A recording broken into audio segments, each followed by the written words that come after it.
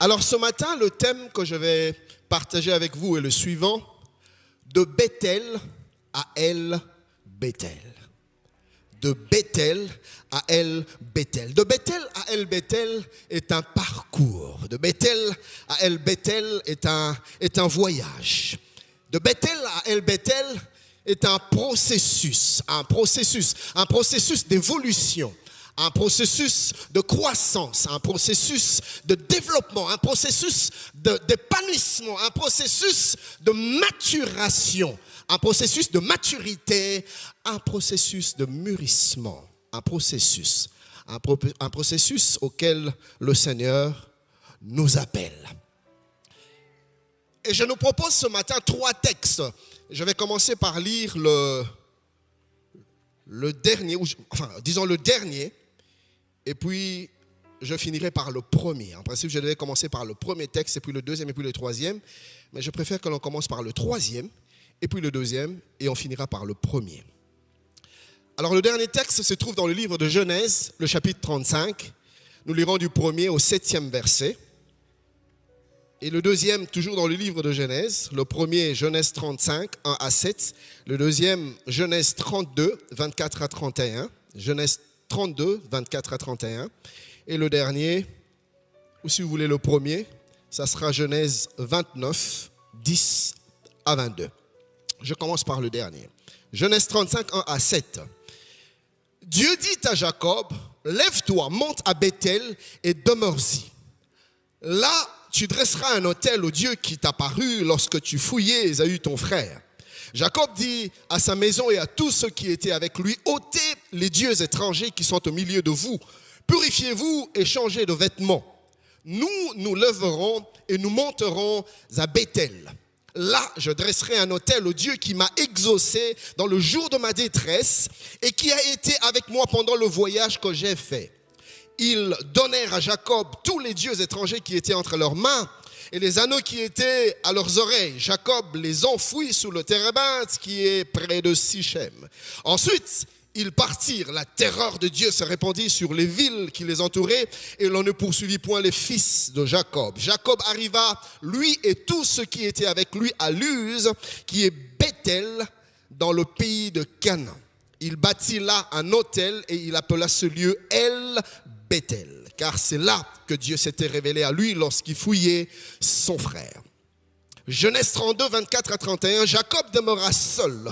Alors un homme lutta avec lui jusqu'au lever de l'aurore. Voyant qu'il ne pouvait le vaincre, cet homme le frappa à l'emboîture de la hanche, et l'emboîture de la hanche de Jacob se démit pendant qu'il luttait avec lui. Il dit, laisse-moi aller, car l'aurore se lève. Et Jacob répondit, je ne te laisserai point aller, que tu ne m'aies béni. Il lui dit, quel est ton nom? Et il répondit, Jacob. Il dit encore, ton nom ne sera plus Jacob, mais tu seras appelé Israël, car tu as lutté avec Dieu et avec des hommes et tu as été vainqueur. Jacob l'interrogea en disant, fais-moi, je te prie, connaître ton nom. Il répondit, pourquoi demandes-tu mon nom? Et il le bénit là. Jacob appela ce lieu du nom de Peniel, car dit-il, j'ai vu Dieu face à face et mon âme a été sauvée. Le soleil se levait lorsqu'il passa Peniel. Jacob boitait de la hanche. Et notre premier texte, Genèse 28, du 10e au 22e verset, Jacob partit de Beersheba et s'en alla à Charan.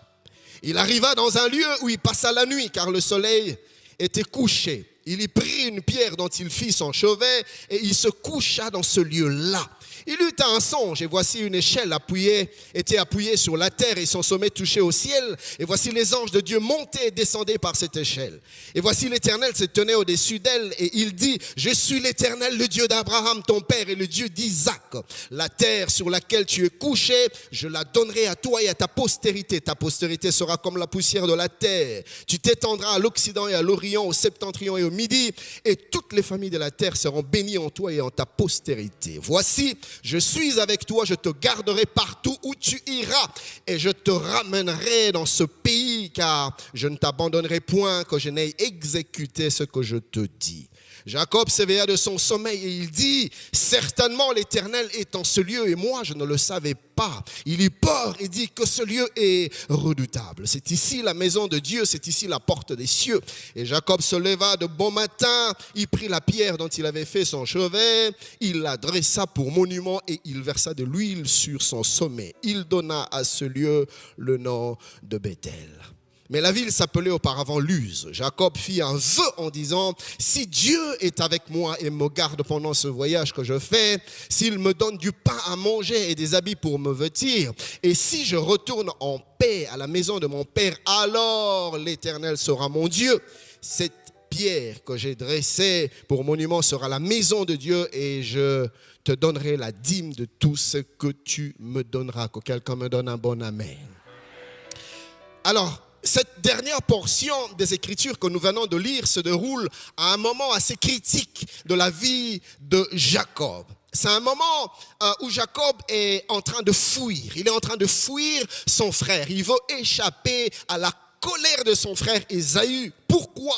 Parce qu'il venait de subtiliser la bénédiction que le Père s'apprêtait à libérer sur sa vie, mais par la ruse. Dans Genèse 27, 34 à 35, la Bible dit que lorsque Ésaü entendit les paroles de son père, il poussa de forts cris parce qu'il est venu juste après Jacob pour recevoir la bénédiction de son père. Et il entend son père lui dire, mais il y a quelqu'un d'autre qui est venu avant et qui a subtilisé par la ruse ce qui t'était destiné. Isaac dit, ton frère est venu avec ruse, verset 35, et il a enlevé ta bénédiction. La version Nouvelle Bible Seconde dit, ton frère est venu par tromperie et il a pris ta bénédiction. Une autre version dit, ton frère est venu en fraude et il a capté ta bénédiction. J'ai aimé la version Semeur. Semeur dit, ton frère est venu et il a extorqué ta bénédiction par ruse. Bien-aimé dans le Seigneur, j'aimerais nous dire, et je crois du fond de mon cœur, que Jacob n'avait pas besoin de faire recours aux voies malhonnêtes pour accéder à la bénédiction. Parce que cette bénédiction, Dieu le lui avait déjà réservée. C'était pour lui divinement prévu. Ça faisait partie de sa destinée. Bien avant sa naissance, vous allez vous en rappeler, que Dieu avait déjà parlé à sa mère, à Rebecca, alors que Jacob se trouve encore dans le sein de sa mère, que la parole avait déjà été libérée. Dans Genèse 25, 22 à 23, la Bible dit, les enfants se heurtaient dans son sein, dans le sein de Rebecca. Et elle dit, s'il en est ainsi, pourquoi suis-je enceinte? Elle alla consulter l'Éternel. Et l'Éternel lui dit, écoutez ça, 2 nations sont dans ton sein et 2 peuples se sépareront au sortir de tes entrailles. Écoutez, un de ces peuples sera plus fort que l'autre et le plus jeune, c'est-à-dire Jacob, sera assujetti plutôt le plus grand, c'est-à-dire Ésaü, sera assujetti au plus jeune, c'est-à-dire Jacob. C'était déjà prévu dans le plan de Dieu. Et dans Romains 9, 11 à 13, Paul en parle encore de manière beaucoup plus claire. Il dit, car quoique les enfants ne fussent pas encore nés, qu'ils n'eussent fait ni bien ni mal, afin que le dessein d'élection de Dieu subsistât sans dépendre des œuvres. Et par la seule volonté de celui qui appelle, il fut dit à Rebecca, l'aîné sera assujetti au plus jeune. Selon qu'il est écrit, j'ai aimé Jacob et j'ai haï Ésaü. Notez ceci, mes frères. 2 vérités fondamentales à ce niveau. La première est la suivante. Le Dieu de la Bible n'a pas besoin de se faire aider par des méthodes humaines dans l'accomplissement de ses desseins et de ses plans dans nos vies. Dieu est suffisamment Dieu est suffisamment capable. J'aime dire que Dieu a le moyen de sa politique. Quand il veut une chose, Dieu sait comment l'atteindre. Dieu n'a pas besoin que l'homme puisse l'aider en vue de l'accomplissement de ce qu'il veut accomplir. Avec ou sans toi, ce que Dieu veut faire, il est capable de le faire. Alléluia. Donne-moi un bon amen. Oui, dans Psaume 33, 9 et le verset 11e, la Bible dit, car il dit et la chose arrive, il ordonne et elle existe. Les desseins de l'Éternel subsistent à toujours. Nous n'avons pas besoin d'aider Dieu. Il est capable. J'aimerais que tu regardes ton frère, tu lui dis, Dieu est capable. Oui, mon ami, il sait faire ce qu'il désire faire. Hébreux 10, 23 nous dit, celui qui a fait la promesse est fidèle. Ce matin, je lève ma main, je déclare que ce que Dieu t'a dit, tu le verras s'accomplir. Peu importe ce que tu vis maintenant, peu importe ce par quoi tu traverses, je déclare et je proclame que la pensée de Dieu dans ta vie s'accomplira au nom de Jésus. Donne-moi un bon amen et cela s'applique dans ta vie. Oui, Dieu est Dieu. La Bible dit dans Habakkuk 2, le verset 3e, car c'est une prophétie dont le temps est déjà fixé. Le temps est déjà fixé, mon ami. Le temps est déjà fixé. Il y a un terme. La Bible dit, elle marche vers son terme et elle ne mentira pas. Si elle tarde, oh pasteur, c'est que Dieu a dit peut tarder, oui. C'est que Dieu t'a dit peut tarder. Mais la Bible déclare, si elle tarde, fait quoi? J'aimerais dire à quelqu'un ce matin, t'inquiète, just wait. God is on the way. Dieu est en route. Il est en train d'arriver. Il est en train d'avancer. Oh, quelqu'un a dit, il arrive des moments où Dieu marche lentement, mais il n'arrive jamais en retard. Je lève ma main, je déclare, tu ne seras pas en retard. Et la Bible dit, si elle tarde, attends-la, car elle s'accomplira certainement. J'aime ce que Dieu fait. Dieu ne nous laisse pas seulement dans l'espérance, il nous amène un peu dans la certitude. Il ne dit pas seulement qu'elle s'accomplira, il dit elle s'accomplira certainement. Et regarde ton frère, dis-lui, sois calme, ça arrive.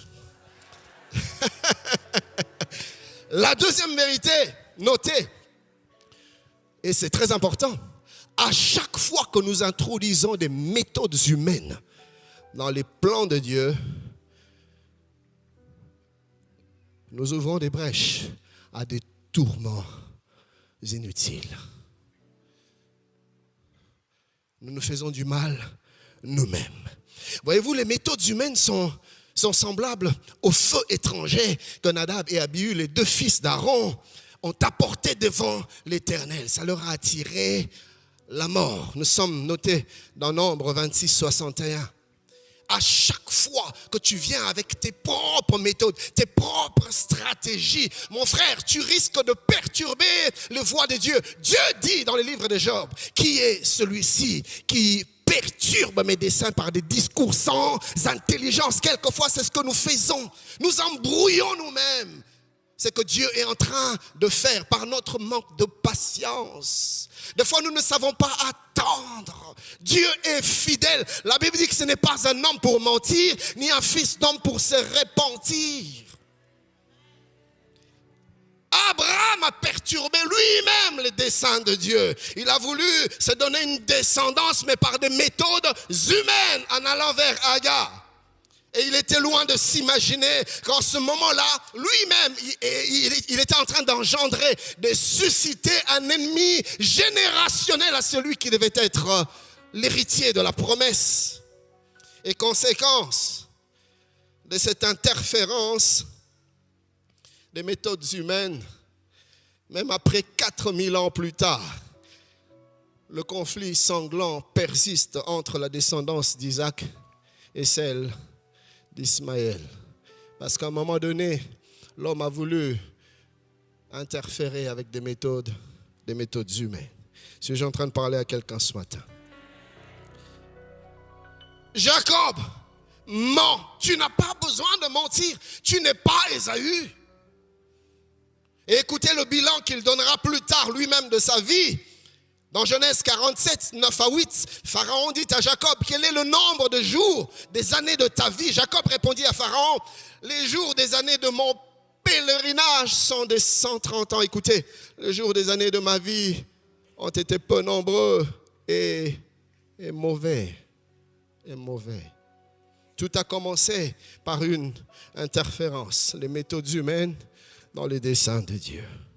Dans Genèse 24, 27 plutôt, 41, 43, la Bible dit, à cause de l'acte de Jacob, la Bible dit, Ésaü, son frère, conçut de la haine contre Jacob, à cause de la bénédiction dont son père l'avait béni. Et Ésaü disait en son cœur, les jours du deuil de mon père vont approcher et je tuerai Jacob, mon frère.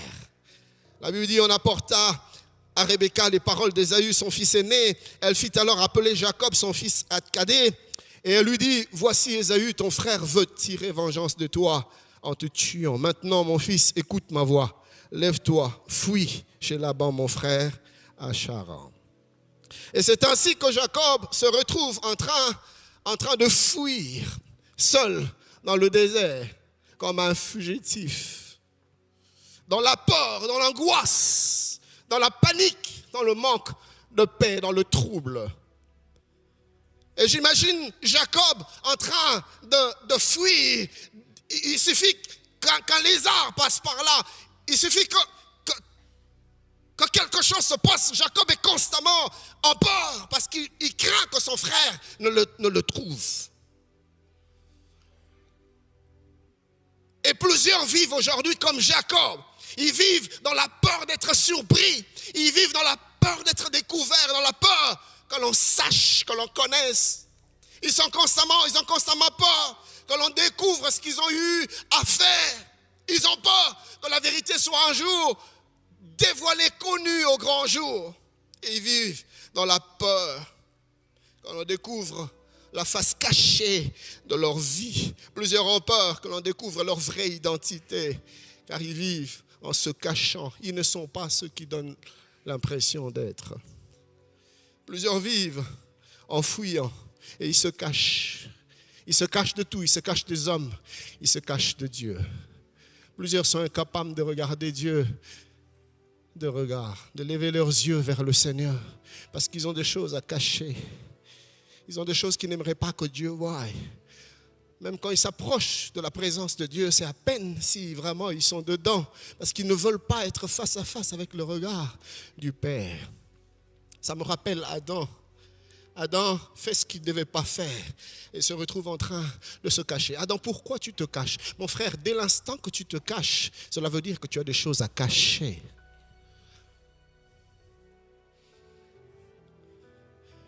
Le psalmiste dit dans Psaume 139, 7 à 12, « Où irai-je loin de ton esprit et où fuirai-je loin de ta face? Si je monte aux cieux, tu y es. Si je me couche au séjour de mort, t'y voilà. Si je prends les ailes de l'aurore et que j'aille habiter à l'extrémité de la mer, là aussi ta main me conduira et ta droite me saisira. Si je dis au moins les ténèbres me couvriront, la nuit devient lumière autour de moi. Même les ténèbres ne sont pas obscures pour toi. La nuit brille comme le jour et les ténèbres comme la lumière. Où fuirai-je loin de ta face? » Jacob est en train de fuir parce qu'il a fait ce qu'il ne devait pas faire. J'ai envie de te regarder dans les yeux, de te dire, est-ce que tu es vrai? Ou est-ce que tu as un regard fuyant? Y a-t-il des choses dans ta vie que l'on ne peut voir? Y a-t-il des zones cachées, des zones secrètes de ta vie que personne ne sait? Des choses que ta femme ignore, des choses que ton mari ne connaît pas. Es-tu vrai ou es-tu en train de te cacher? Mais ce qui me dépasse dans ce texte, c'est que pendant que Jacob est en train de fuir, Jacob est en train de se cacher, c'est en ce moment-là que Dieu vient se révéler à lui. C'est en ce moment-là que Dieu trouve l'opportunité de se manifester dans la vie de Jacob. Nous sommes dans ce texte que nous avons lu dans le chapitre 28e. Alors qu'il est fatigué, il veut se reposer, seul dans le désert, il prend une pierre, il en fait son chevet et il dort. Et pendant son sommeil, la Bible dit qu'il eut un songe. Dieu vient le voir. Il voit une échelle qui était appuyée sur la terre et dans le sommet touché au ciel. Et il voyait les anges de Dieu qui montaient et qui descendaient. Et Dieu, qui était de l'autre côté se met à lui parler. Dieu confirme la promesse faite à Abraham. Et au verset 15e, Dieu dit, voici je suis avec toi. Oh, je te garderai partout où tu iras et je te ramènerai dans ce pays car je ne t'abandonnerai point que je n'ai exécuté ce que je te dis. Non, non, non, non Seigneur, tu fais erreur, tu t'es trompé de personne, pas Jacob. Lui c'est un usurpateur, lui c'est un voleur. Lui, il fuit, il se cache. Seigneur, pas lui. Lui, c'est un manipulateur. Pas Jacob. Et en plus, il ne s'est même pas repenti. Seigneur, tu t'es trompé. Je suis choqué. Je suis choqué de me rendre compte que quand Dieu vient vers Jacob, Dieu ne lui fait aucun reproche. Dieu ne le juge pas. Dieu ne le condamne pas. Dieu ne lui rappelle pas ses failles. Dieu ne lui rappelle pas ses faiblesses. Bien-aimé, le Seigneur n'est pas intéressé par nos failles. Non, Dieu est intéressé par notre relèvement.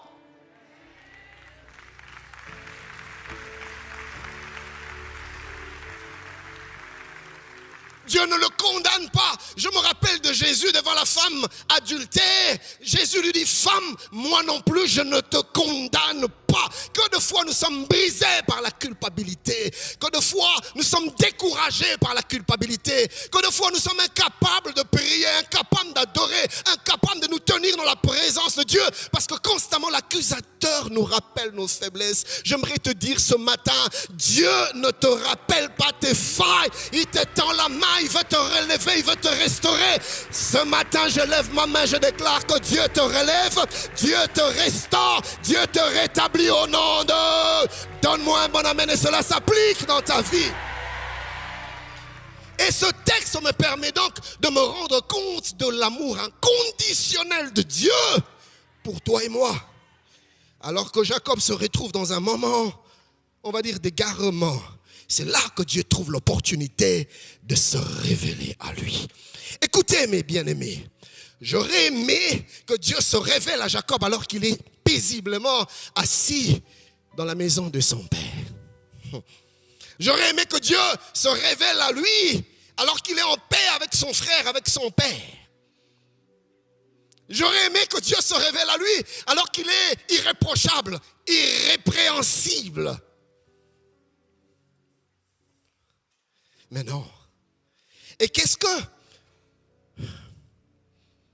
Dieu veut nous enseigner?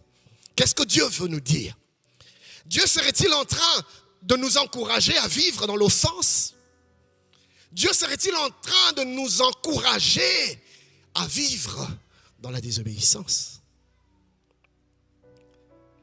Romains 3:8, l'apôtre Paul dit, et pourtant, et pourquoi plutôt ne ferions-nous pas le mal afin qu'il en arrive du bien, comme quelques-uns qui nous calomnient prétendent que nous le disons. Et dans Romains 6:1-2, Paul dit, que dirons-nous donc? Demeurerions-nous dans le péché afin que la grâce abonde? Loin de là. Nous qui sommes morts au péché, comment vivrions-nous encore dans le péché? C'est pas ce que Dieu veut nous dire. Alors notez ces trois vérités par rapport à ce texte. Premièrement, nous devons savoir, mes amis, que le Seigneur agit dans nos vies par la vertu de sa grâce et non en fonction de nos mérites. Ce n'est pas à cause de ce que tu fais que Dieu t'agrée. Arrête de vouloir t'approcher de Dieu en présentant ce que tu fais. La Bible dit toute la justice de l'homme est semblable à un vêtement souillé devant Dieu. Il n'y a rien que tu puisses faire qui puisse impressionner le cœur de Dieu. Dieu, il est le créateur de tout, il n'est impressionné par rien. Même ta sainteté n'impressionne. De quelle sainteté d'ailleurs suis-je en train de parler? Sommes-nous vraiment saints par position? Oui, mais pas en réalité, parce que la faiblesse est inhérente à notre nature et Dieu le sait. Nous ne sommes que vers de terre, poussière, argile, faille et faiblesse et Dieu le sait. Pouvons-nous vraiment nous approcher de Dieu en brandissant nos limites? Dieu n'agit pas parce que nous méritons. Dieu agit par amour pour nous. Il agit par la vertu de sa grâce. J'ai aimé ce que Paul dit dans Romains 5:8. Il dit, mais Dieu prouve son amour envers nous en ce que lorsque nous étions encore des pécheurs, Christ est mort pour nous. Il n'est pas mort pour nous parce que nous avons mérité qu'il meure pour nous, mais alors que nous étions les plus indignes possibles, alors que nous ne méritions pas son amour. C'est en ce moment-là qu'il nous a aimés et pire, c'est en ce moment-là qu'il est mort pour nous. Et dans Jean 4:10, la Bible dit, et cet amour consiste non point en ce que nous avons aimé Dieu, mais en ce qu'il nous a aimés et envoyé son Fils comme victime expiatoire pour nos péchés. Mon ami, je voudrais te dire ce matin, libère-toi de la culpabilité. Il y a des gens qui se répandent chaque jour pour les mêmes offenses. Ça va faire 10 ans depuis que tu es tombé dans cette affaire et tu te répands dessus chaque jour. Mon frère, Dieu t'a déjà exaucé, Dieu t'a déjà pardonné. Maintenant, move forward, va de l'avant.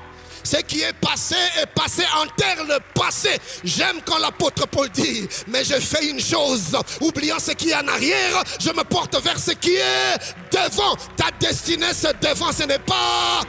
Donne-moi un bon amen et cela s'applique dans ta vie.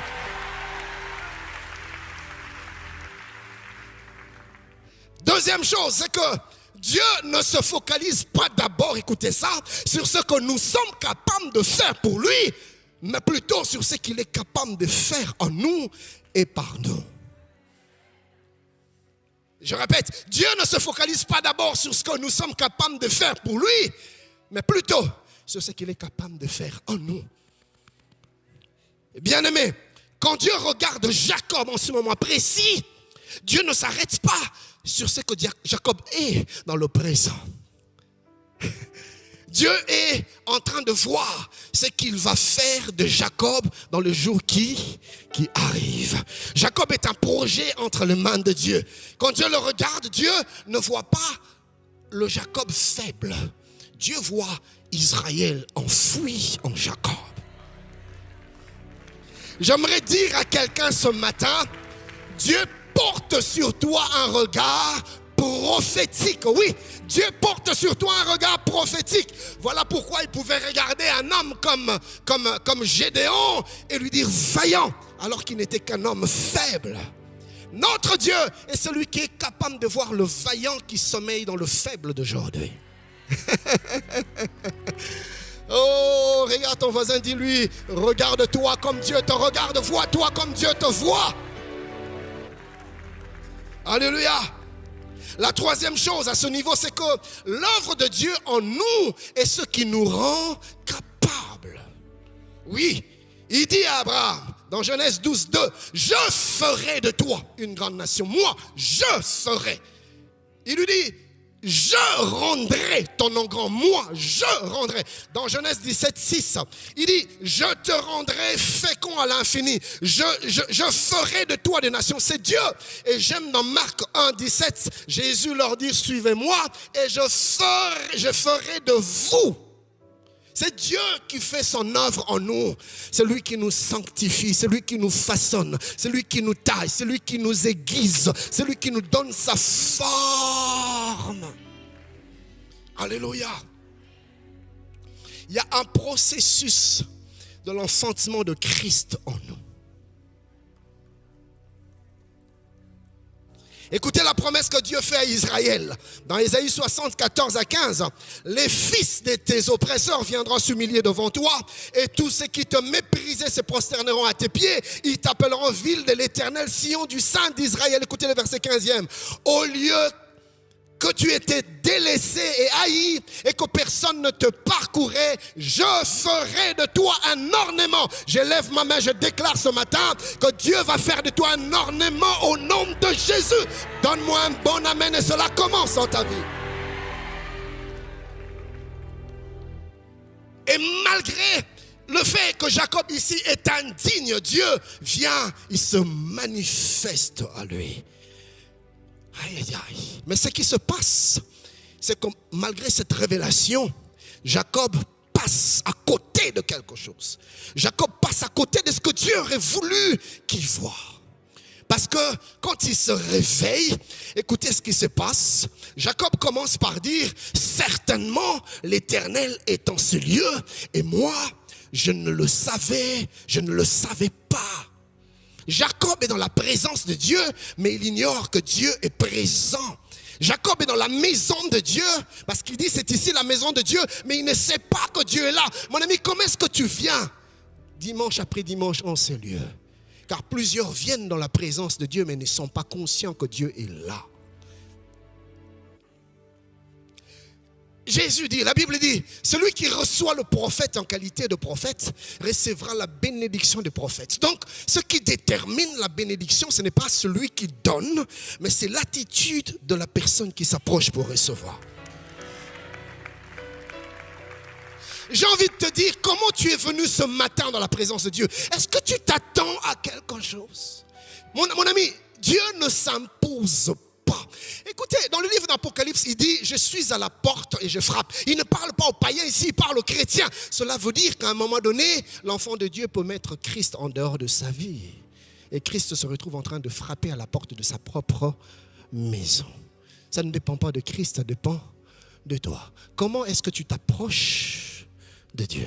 Jacob dit, Dieu était ici et moi, je ne le savais pas. Il y a des gens qui prient sans pour autant savoir que Dieu entend. Mais il prie quand même.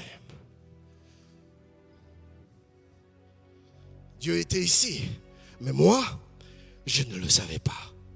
Il est dans la présence de Dieu sans se rendre compte. Et beaucoup de chrétiens marchent avec le Seigneur sans le connaître véritablement. Et pourtant, ils sont nés de nouveau. Mais ils ne se donnent pas la peine d'entretenir leur communion avec Dieu. Écoutez, il s'agit d'une relation. Et une relation ne se développe pas de soi. Une relation s'entretient.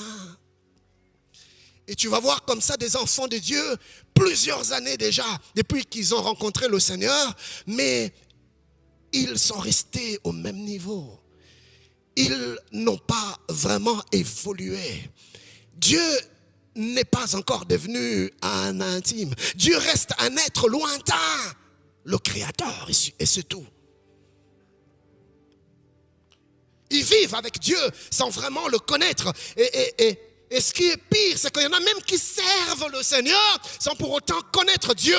Regardez ce qui se passe avec Samuel. La Bible dit dans 1 Samuel, le chapitre 3e, si vous lisez le 3e et le 7e verset, vous allez voir cela. La Bible dit que Samuel dormait dans le temple de Dieu, dans la maison de Dieu. Et il se couchait à côté de l'arche de l'alliance. Il se couchait là, jour, nuit après nuit. Lui, il dormait là dans la présence de Dieu. Mais au verset 7e, la Bible dit que Samuel ne connaissait pas Dieu. Et pourtant, il servait Dieu. Et pourtant, il dormait dans le temple. À côté de l'arche, jour après jour, il était là. Nuit après nuit, il était là. Samuel servait Dieu dans le temple. Un homme a dit, Samuel connaissait tout sur le Dieu de la maison, mais il ne connaissait rien. Il connaissait tout plutôt sur la maison de Dieu, mais il ne connaissait rien sur le Dieu de la maison. Il avait une relation avec la maison du Créateur, mais pas avec le Créateur lui-même. Mais il servait Dieu, il servait dans la maison de Dieu. Mon ami, je refuse de prêcher un Dieu que je ne connais pas. Je refuse de chanter pour un Dieu que je ne connais pas. Je refuse de servir un Dieu que je ne connais pas. Je veux connaître Dieu. Et chaque jour qui passe, je prie afin d'aller un peu plus dans la connaissance de Dieu. Je veux me rapprocher un peu plus de Dieu. Je veux découvrir Dieu. Écoutez,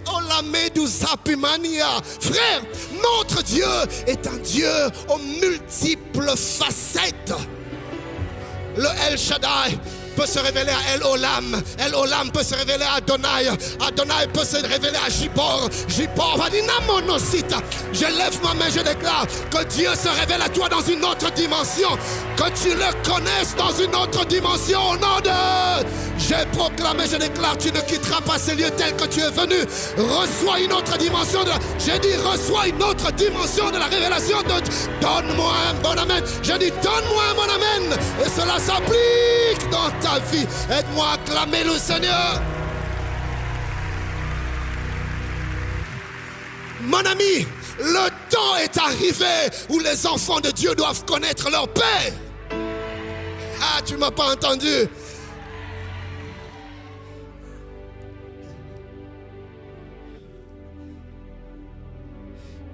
Deuxième chose, Jacob s'attache à ce que Dieu fait au lieu de s'attacher au Dieu qui fait. Regardez comment est-ce que je me rends compte de ça. Il dit ceci, quand il se réveille, la Bible dit au verset 17e, il eut peur. La grandeur de la vision que Dieu venait lui donner était traumatisante, troublante. Il eut peur. Et regardez, Jacob dit que ce lieu est redoutable. Pasteur Maud, Jacob ne dit pas que ce Dieu est redoutable. Jacob dit que ce lieu est redoutable. Dieu se révèle. Au lieu que Jacob voie Dieu, Jacob voit le lieu. Et cela se manifeste même dans la manière avec laquelle il baptise le lieu. Le lieu qui auparavant s'appelait Luz. Jacob dit, cet endroit ne s'appellera plus Luz. Désormais, cet endroit sera appelé Bethel. Bethel veut dire quoi? Bethel veut dire la maison de Dieu. C'est tout ce que Jacob voit. Jacob s'attache aux choses que Dieu fait, alors que Dieu fait pour qu'il le connaisse. Dieu se révèle pour que Jacob se rapproche. Dieu désire attirer Jacob par la révélation qu'il lui accorde. Mais Jacob passe à côté. Au lieu de voir Dieu, il voit les outils par lesquels Dieu passe. Au lieu qu'on s'attache à Dieu, on s'attache aux outils que Dieu utilise. On s'attache à la maison de Dieu. On s'attache aux œuvres de Dieu. On s'attache aux choses que Dieu nous donne.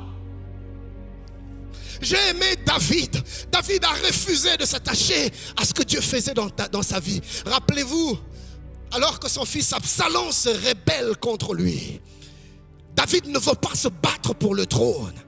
J'aurais été à la place de David, j'allais armer mes militaires. Le petit Absalom, je vais lui montrer que je suis son père.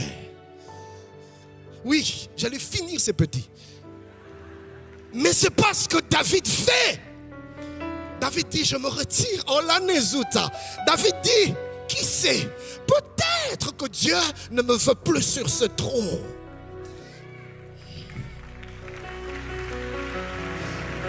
Apôtre, David est prêt à lâcher son trône, à lâcher sa couronne, si telle était la volonté de Dieu. Et ce qui se passe, c'est que son sacrificateur va chercher l'arche de l'alliance. David lui dit, non, ramène l'arche de l'alliance là où il était. Si Dieu me fait trouver grâce à ses yeux, il fera que je puisse revoir l'arche.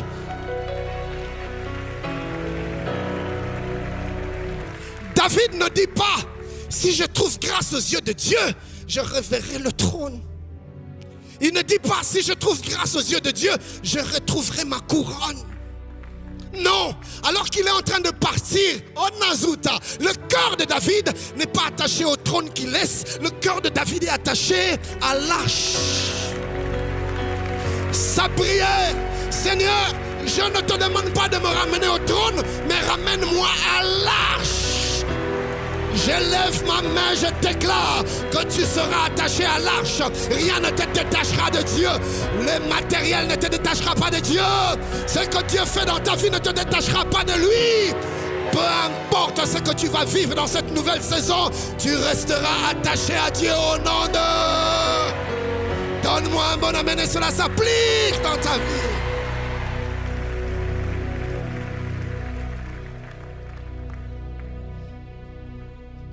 Vous pouvez vous asseoir.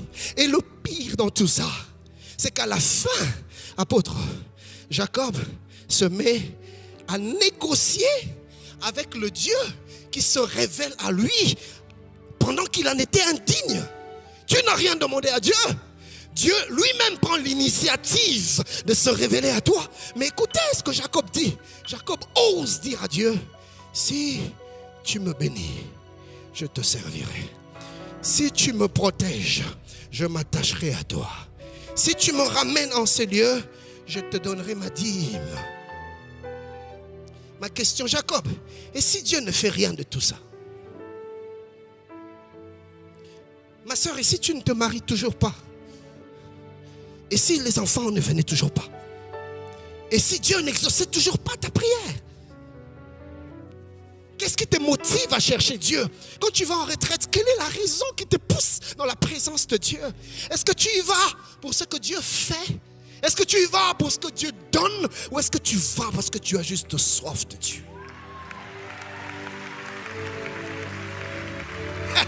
Bien-aimé, je suis venu prophétiser ce matin en disant à l'église que le temps arrive où Dieu sera surpris. Oui, nous allons surprendre Dieu.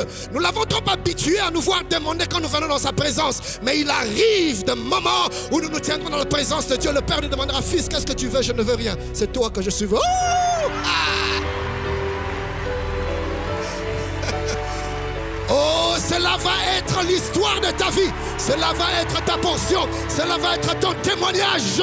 Je suis venu annoncer la saison où Dieu va susciter les hommes et les femmes de la grâce de Shadrach, Meshach et Abednego.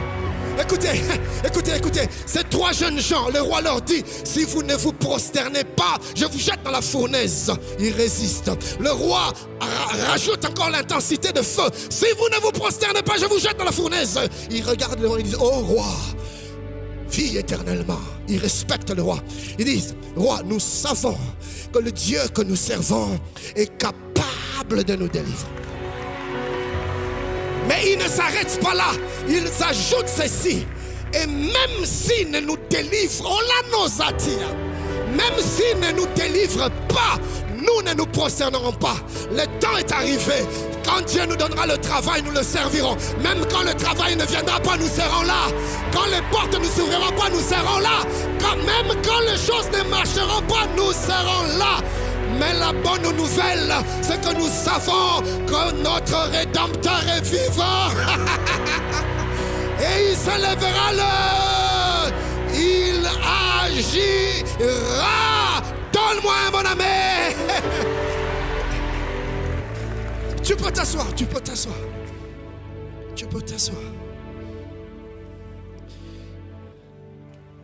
Et ce qui se passe, Jacob est parti comme ça. Jacob quitte Bethel dans cet état d'esprit. J'imagine la désolation de Dieu. Dieu regarde les anges et dit: le petit part. Il n'a rien compris. Il a vu Bethel. Il ne m'a pas vu. Il a vu ma maison. Jacob s'en va. Et il va dans la maison de Laban. Le temps me manquerait de parler de cette phase de sa vie où les choses se sont compliquées. Mais des années plus tard, Dieu lui demande de retourner dans le pays de ses pères. Nous sommes dans Genèse 31, le verset 3e.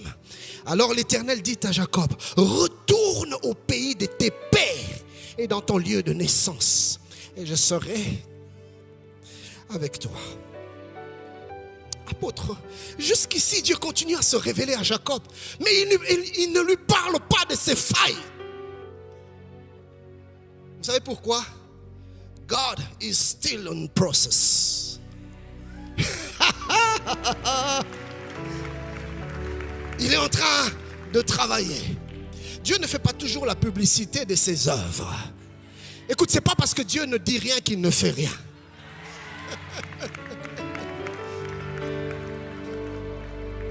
Il lui dit: retourne au pays de tes pères. Mais Jacob a un problème. Il a peur de rencontrer son frère. Il se souvient de ses forfaits. Il se souvient qu'il avait volé, subtilisé, usurpé la bénédiction de son frère. Et au verset 7e de Genèse 32, la Bible dit: Jacob fut très effrayé et saisi d'angoisse. Et là, au verset 11e, il se met à prier. Il se rend compte qu'il a besoin de Dieu. Il dit: délivre-moi, je te prie, de la main de mon frère, de la main d'Ésaü, car je crains qu'il ne vienne et qu'il ne me frappe avec la mère et les enfants.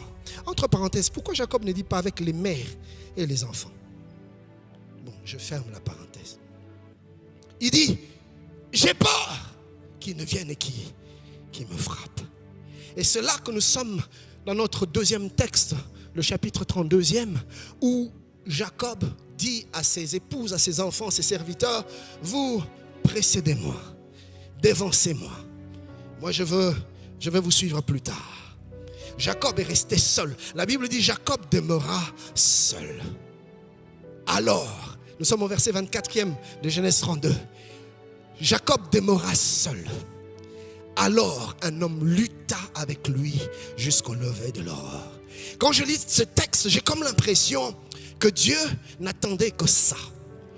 C'est ce que j'appelle des instants d'isolement, des instants, des moments de solitude où tu te rends disponible à Dieu.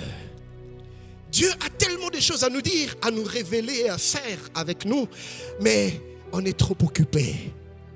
On est tellement busy. Dans cette société qui court à 100 à l'heure, on n'a pas des instants rien que pour nous et Dieu, rien que pour Dieu et nous. On sort le matin, on court, on cherche, on ne se fatigue pas et on se relance, on se lève tôt le matin et on rentre tard le soir parce qu'on cherche. Et Dieu attend, Dieu cherche, ne fût-ce qu'une petite brèche pour se révéler, mais il n'en trouve pas, on est trop occupé. Et même quand nous prions, nous sommes présents tout en étant absents dans la présence de Dieu. Nous prions, nous faisons des prières un peu plus pour calmer notre conscience. Et même quelquefois, nous nous donnons des défis. Aujourd'hui, je vais sortir à 6 heures, mais je vais me lever à 4 heures et je vais prendre 1 heure dans la prière. Mais cette 1 heure-là, c'est pas trop pour que tu te rapproches de Dieu. C'est un peu plus pour que tu dises, j'avais prié 1 heure. Et là, Dieu continue à chercher. Mais il ne trouve pas d'espace, il ne trouve pas de moment. Et quand Jacob est resté seul, Dieu a trouvé l'opportunité de venir vers lui. Mais regardez ce qui se passe. C'est que Jacob discerne que c'est l'ange de Dieu. Il comprend que c'est l'Éternel, c'est Dieu qui le visite. Et dans cet état où il veut que le Seigneur intervienne dans sa vie, rempli de peur, de panique et d'angoisse, d'incertitude, Jacob est en train d'entrevoir la consolation qui s'approche. Mais regardez ce qui se passe. Alors que Dieu se rapproche de Jacob, Jacob rempli d'espoir, je l'imagine en train d'ouvrir ses bras ou même de se prosterner pour accueillir ce que Dieu est sur le point de faire dans sa vie. Ça, c'est moi qui imagine. Et peut-être qu'il a les yeux fermés et Jacob est surpris. Il reçoit une baffe.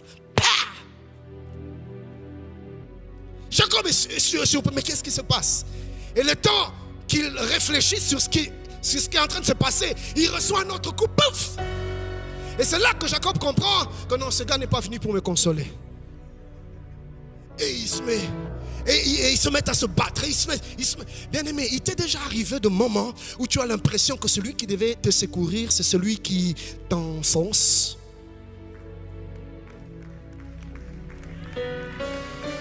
Et même qu'à un moment donné, Jacob veut s'attacher à lui, mais l'ange est en train de le repousser. T'es-tu déjà arrivé de moments où tu as l'impression que le Dieu que tu cherches te repousse?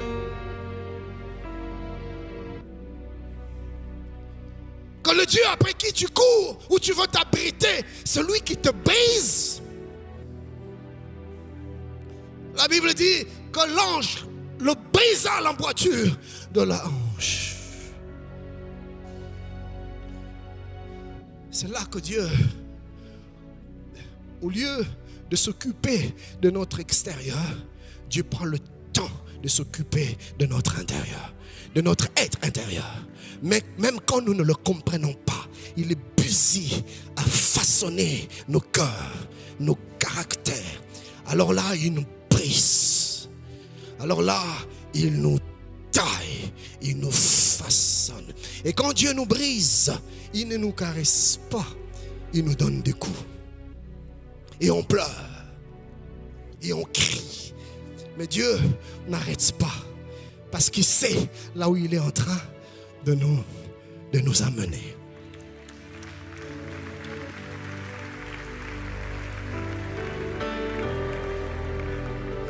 C'est là que tu pries, mais les portes restent fermées. Tu as comme l'impression que le ciel est en marbre, en béton. Tu ne reçois que les échos de tes propres prières. Seigneur, où es-tu? Dieu te dit, il t'envoie un de ses serviteurs pour te dire, mon frère, ma soeur, Dieu me dit, je priais ce matin, j'ai entendu la voix de Dieu. Dieu me dit de te dire qu'il est avec toi. Mais pourquoi il ne me le dit pas moi-même? Il te donne l'impression, mais Dieu est un père. Au même moment, il te pousse, il te brise, mais au même moment, il te rassure. Tu ne me sens pas, mais je suis là. Tu ne me vois pas, mais je suis là. Tu ne t'en rends pas compte, mais je suis là. Je suis venu dire à quelqu'un ce matin, en plein milieu de troubles dans lequel tu es, Dieu me dit de te dire, il est juste là, avec toi. Mais il fait une chose, il s'occupe de ton cœur.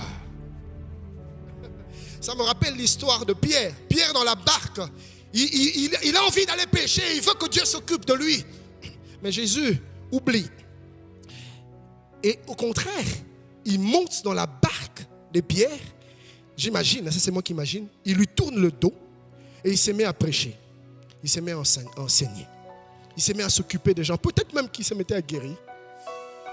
À ouvrir des portes pour les gens. À affranchir des vies. Et Pierre, de là où il était, mais ces gars, il est comment? Alors que j'attends qu'il intervienne. Mais il ne s'occupe même pas de moi. D'accord, je veux bien. Mais qu'il aille se trouver une autre barque. Non, il vient dans ma barque. N'avez-vous jamais entendu des gens dire, pasteur, quand j'ai prié pour des gens sont guéris, mais moi je reste malade.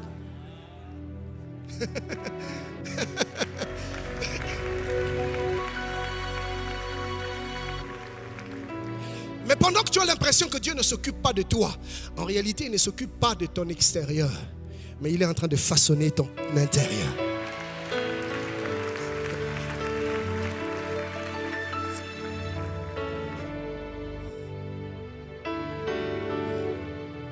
Et qu'est-ce qui se passe? À un moment donné, l'ange lui pose une question. Il lui dit, alors que lui est en train de dire à l'ange, bénis-moi, bénis-moi. Apôtre, pourquoi est-ce que Jacob demande à Dieu de le bénir si déjà quelques années avant, il avait obtenu la bénédiction? Vous voyez? Et pendant qu'il est en train de dire, Seigneur, bénis-moi, Dieu lui pose une question. Il lui dit, quel est ton nom? Dites-moi, pensez-vous vraiment que Dieu ne connaissait pas le nom de Jacob? Mais Dieu lui pose la question de savoir quel est ton nom. C'est la question de l'identité. Qui es-tu? Et c'est là que Jacob se rend compte que si plusieurs années en arrière, devant un homme, il pouvait se cacher et mentir sur son identité, là il était devant celui qui sonde les cœurs et les reins.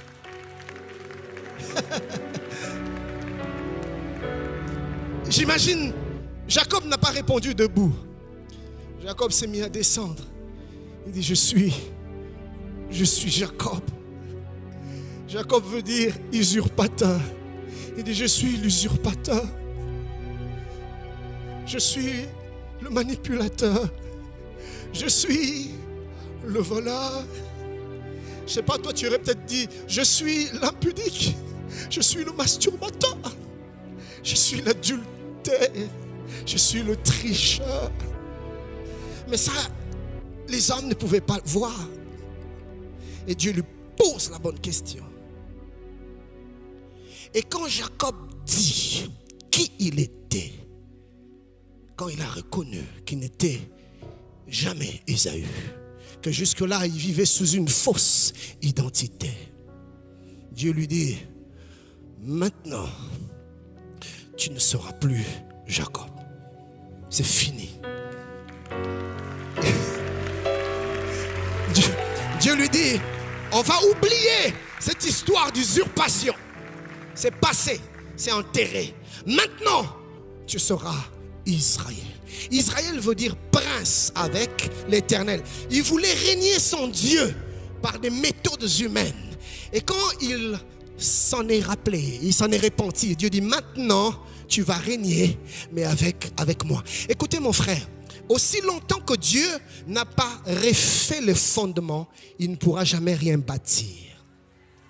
Dieu ne construit pas sur des fondements qui n'a pas établi des fondements de mensonges, des fondements de rancœur, des fondements de haine, des fondements de vengeance, non. Il commencera d'abord par renverser l'œuvre humaine et bâtir ses fondements.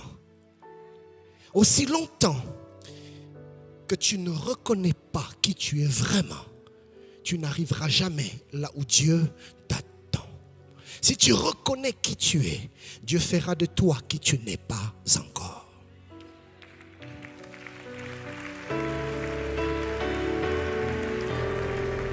La Bible déclare, celui qui cache ses transgressions ne prospère jamais. Mais celui qui les avoue et les délaisse, celui-là obtient miséricorde. Jusqu'à quand vas-tu continuer à te cacher sous une fausse identité, alors que Dieu est sur le point de faire de toi un prince, une princesse, mais avec lui.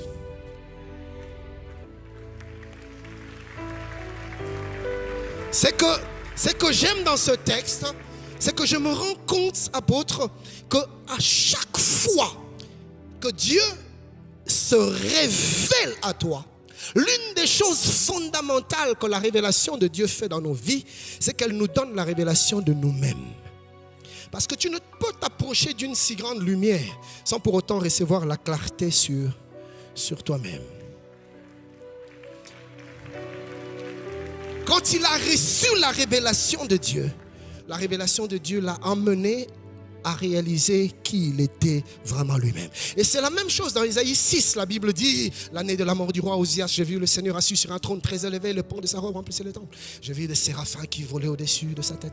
Et à un moment donné, quand Isaïe reçoit la révélation, la Bible dit qu'il s'écria, malheur à moi, je suis perdu. Je suis un homme dont les lèvres sont impures. J'habite au milieu d'un peuple dont les lèvres sont impures.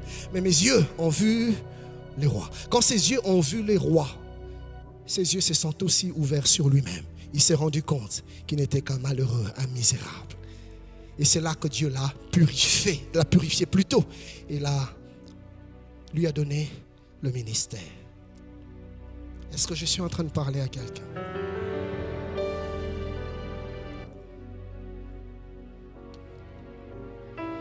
Ce matin, j'ai envie de te poser la même question. Qui es-tu? Es-tu vraiment ce que nous voyons?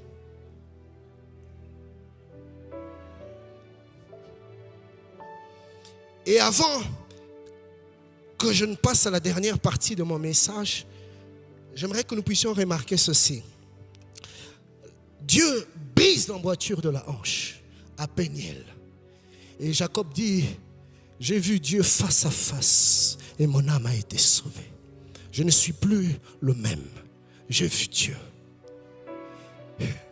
Et quand il est en train de sortir de là, la Bible dit que Jacob ne marchait plus comme autrefois. Tout le monde pouvait voir que quelque chose s'est passé dans la vie de Jacob. Il était peut-être un homme élégant qui aimait bien marcher. Mais le jour où il rencontre Dieu, son lui-même est brisé. Jacob ne marche plus comme avant. Et tout le monde peut le voir. Il y a quelque chose qui a changé dans la vie de cet homme. Mon ami, quand on rencontre Dieu, on ne reste pas le même. Pasteur Maud, l'œuvre de Dieu dans nos vies, quand elle est authentique, elle est palpable, elle est tangible. Et il n'y a pas que nous qui en sommes conscients, mais même autour de nous, les gens vont voir. Il n'est plus le même. Il n'a plus le même langage. Il ne fait plus les choses de la même manière. Il ne fréquente plus les mêmes milieux. Les choses anciennes sont passées et voici toutes choses sont devenues nouvelles. Quand on rencontre Dieu, Dieu nous transforme. Il nous change. Il nous accorde une nouvelle nature. Il nous donne sa nature. Et on devient comme Dieu. On ressemble à Dieu. On parle comme Dieu, on agit comme Dieu, on réagit comme Dieu. Ne me dis pas que tu as rencontré le Seigneur. Non, ne me le dis pas. Laisse-moi te voir. Je verrai si tu as véritablement. Je le verrai par ta manière de parler. Je le verrai par tes actions. Je le verrai par tes réactions. Je le verrai. Ta vie va témoigner. Et c'est comme ça que Paul pouvait dire à Timothée que tes progrès soient cachés. Non, que tes progrès soient évidents aux yeux de tous. Parce que quand tu te connectes à Dieu, tout le monde verra. Et tout le monde. Écoutez, celui qui porte Dieu, Dieu devient comme un parfum. Même les jaloux sentent l'odeur.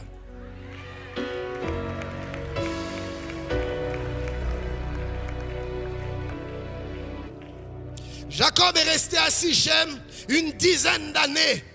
Et Dieu se révèle encore à lui. Je suis dans Genèse 35, le verset 1er. Dieu dit à Jacob, lève-toi, monte à Bethel et demeure-y. Là, tu dresseras un autel au Dieu qui t'a paru lorsque tu fouillais Ésaü, ton frère. Dieu le ramène au commencement. Dieu demande à Jacob de repartir au commencement. Retenez ceci. Avec Dieu, une leçon apprise, non comprise, sera reprise.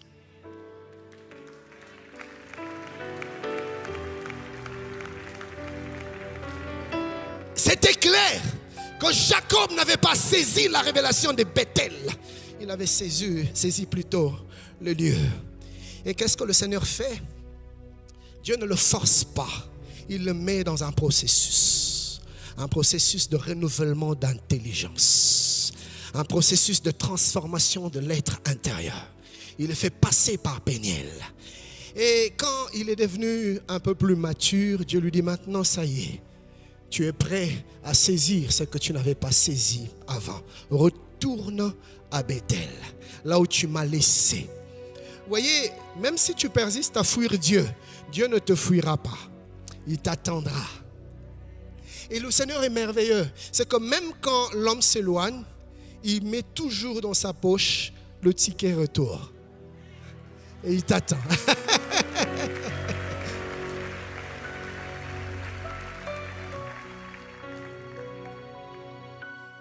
Mais quand Jacob, cette fois-ci, retourne à Bethel, il vient différemment.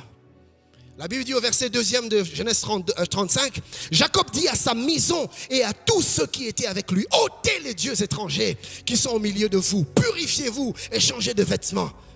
Jacob voit les choses différemment. Il dit, on va aller à Bethel, mais attention, Bethel, on n'y va pas n'importe comment. Débarrassez-vous de vos vieux vêtements, dépouillez-vous de votre ancienne manière de vivre. Et écoutez ça, quand il arrive à Bethel, je suis au verset 7e, la Bible dit, il bâtit là un autel. Écoutez bien. Et il appela ce lieu El Bethel. Quelques années au même endroit, il avait baptisé le lieu du nom de Bethel. Parce qu'il avait vu le lieu redoutable, pas le Dieu redoutable. Bethel veut dire la maison de Dieu. Mais après la rencontre de Péniel, la perception de Jacob change. Il a une autre maturité. Il a une autre vision de Dieu. Il a une autre vision de choses que Dieu fait dans sa vie. Et quand il se retrouve à Bethel, il dit non, ce lieu ne s'appellera pas Bethel. Il comprend qu'il avait fait une erreur. Il dit ce lieu s'appellera El Bethel. El Bethel veut dire le Dieu de la maison de Dieu. Ce n'est plus la maison de Dieu, non. Mais maintenant, c'est le Dieu de la maison de Dieu.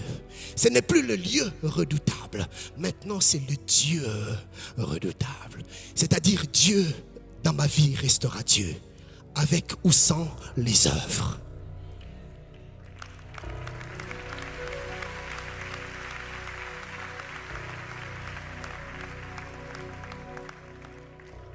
tu grandis un peu avec le Seigneur, tu ne cours plus après la main de Dieu. Tu cherches la face de Dieu. Celui qui a la face de Dieu aura toujours la main de Dieu.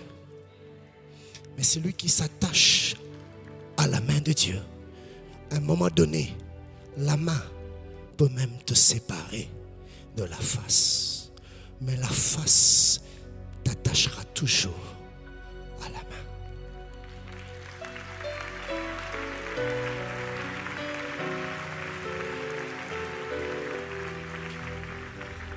Ce matin, le Seigneur m'envoie dire à quelqu'un, il est temps que tu fasses ce voyage. Je veux que tu quittes Bethel. Je t'attends à El Bethel.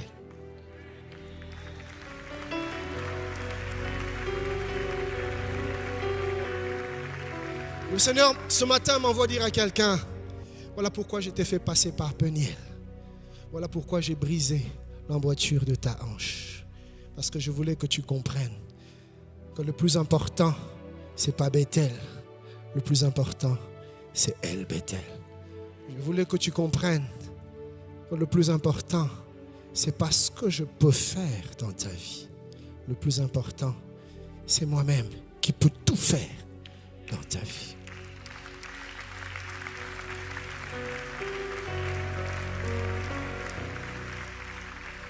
Ceux qui cherchent Bethel, très vite, ils se relâchent.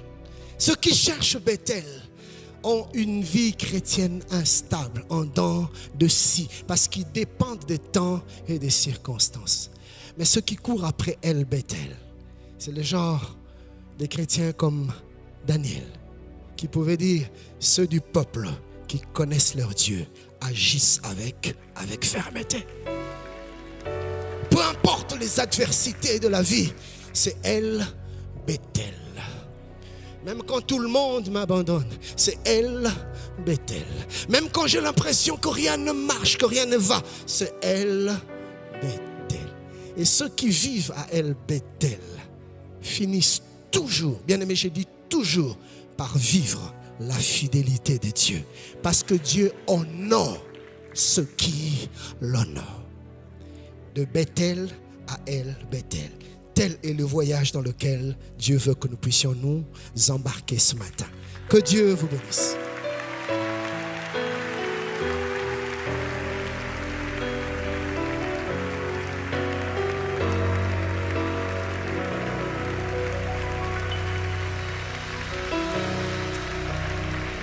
Mon seul abri, c'est toi. Toujours mon cœur te chantera, car tu me délivres chaque fois que je pars. Je m'appuie sur toi, mon seul abri, c'est toi. Toujours mon cœur te chantera, car tu me délivres chaque fois que je pars.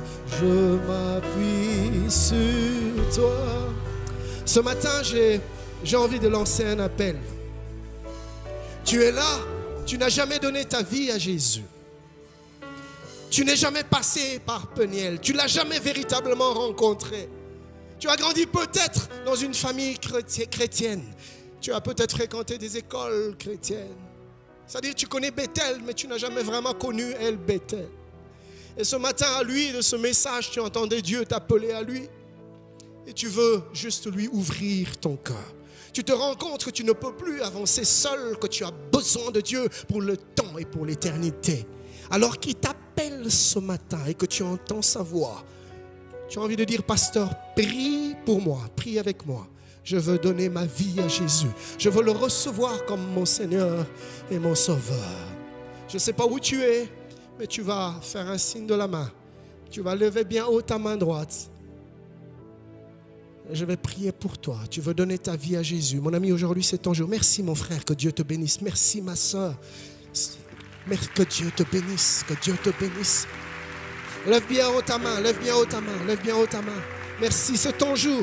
C'est la plus glorieuse des décisions que tu n'aies jamais prises de toute ta vie. Et je te promets, ta vie ne sera plus jamais comme avant. Alléluia. Merci, Seigneur. Et tu vas juste faire cette prière avec moi. Dis avec moi, Seigneur Jésus. Église, aidez-moi à prier avec mes frères. Seigneur Jésus, ce matin, j'ai entendu ta voix. Et je t'ouvre mon corps. Je te reçois comme mon Seigneur et mon Sauveur. Je me répands de mes péchés. J'ai vécu ma vie loin de toi. Mais ce matin, je viens à toi. Et je te donne ma vie. Fais de moi ce que tu veux. Conduis-moi où tu veux. Merci parce que je crois que je suis sauvé. Et ma vie ne sera plus jamais comme avant. Au nom de Jésus. Je vais lancer un deuxième appel. Tu es un enfant de Dieu, tu connais le Seigneur. Mais tu t'es rendu compte que tu étais resté à Bethel alors que Dieu t'attendait à El Bethel. Tu t'es rendu compte que toi, ta communion avec Dieu est un peu superficielle. Mais là, tu veux faire un pas de plus vers Dieu. Tu veux t'engager à chercher le Seigneur véritablement. Peut-être même que tu vivais un peu comme Jacob en te cachant, en fuyant. Personne ne sait vraiment ce qui se passe dans ta vie, mais tu sais que tu as des choses à fixer avec Dieu, des choses à arranger avec Dieu. Et là où tu es, tu vas lever aussi ta main. Et tu vas dire avec moi, Père, ce matin, j'ai entendu ta voix. Je reconnais que je ne suis que Jacob. Je n'ai jamais été Ésaü. Je reviens à toi. Pardonne-moi. Pardonne mes offenses et sanctifie-moi. Fais avec moi ce que tu as fait avec Jacob à Péniel. Transforme-moi. Façonne mon caractère et donne-moi ta nature. Je vais briller dans cette génération et répandre l'odeur de ta connaissance. Tu es le Dieu de El Bethel. Et c'est toi que je veux servir. Au nom de Jésus. Que Dieu vous bénisse. Amen. Merci.